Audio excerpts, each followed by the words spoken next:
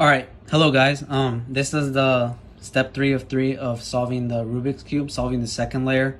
So now, after this step, we're gonna be done with solving the Rubik's Cube. So now the first thing we need to do is place our cube properly. So now what we're gonna do is our white face is gonna be our front face, our yellow face is gonna be our back face.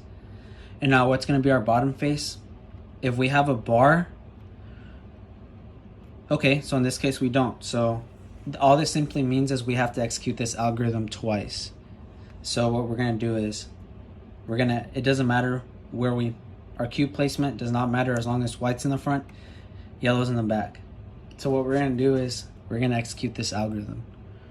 R prime, U, R prime, D2, R, U prime, R prime, D2, R2, and then the front face clockwise. So now what we're gonna do is, now we have a bar in the second layer, which is orange. So what we're gonna do is we're gonna match this with its corresponding color, which is orange. So now orange is gonna be our bottom face since it's fully set up.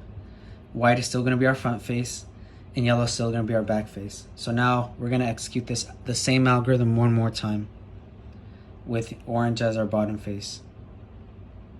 R prime, U, R prime, D2, R, U prime, R prime, D2, R2, F.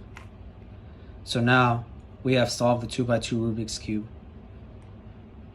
If you don't understand cube notation, I have a video on that. Click the link down below. Otherwise, thank you guys for watching.